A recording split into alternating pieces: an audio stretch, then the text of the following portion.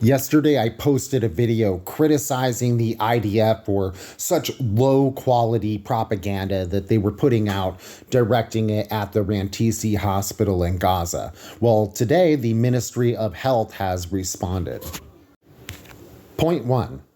The Israeli occupation's presentation about Rantisi Children's Hospital is a theatrical farce with no credible evidence worthy of response.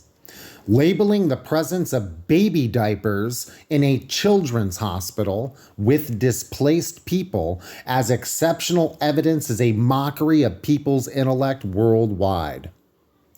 The body language of the Israeli military spokesperson discussing the hospital unmistakably confirms its staged nature, inviting those versed in body language to debunk it.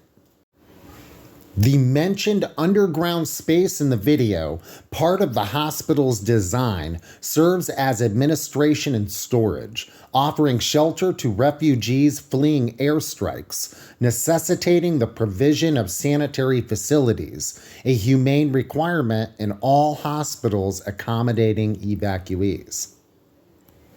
The hospital evacuation occurred under tank barrels and occupation rifles. Why were none of the alleged resistors or detainees arrested?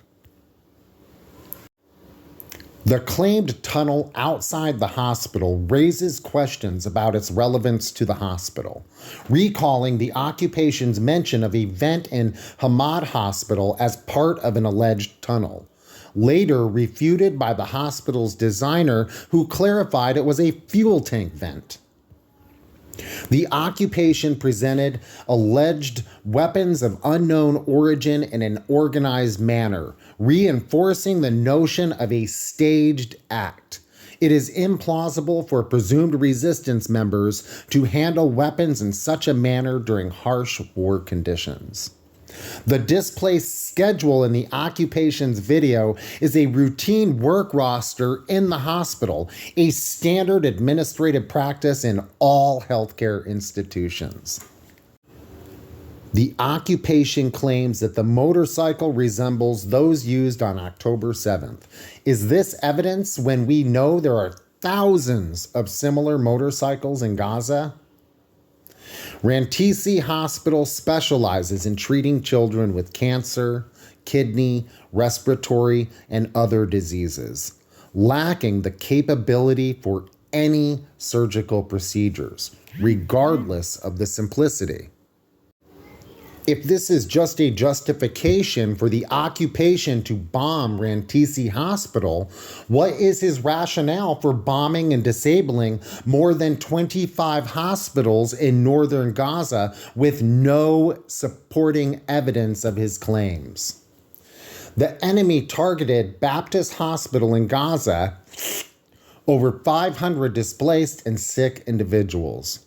What is the justification for targeting a church hospital?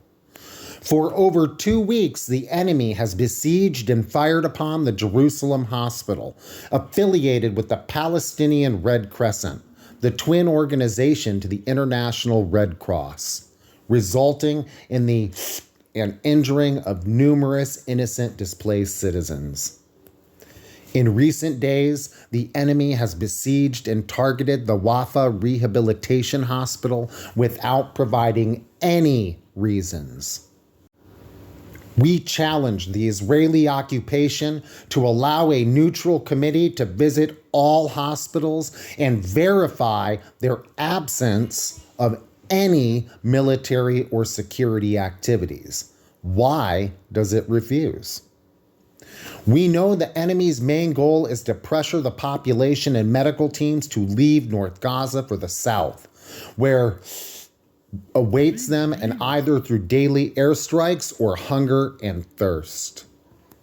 In conclusion, even if there were any security or military reasons as claimed, is it acceptable under international humanitarian law to destroy hospitals and burn them with patients, medical staff, and displaced individuals inside, based on the possibility of a security objective?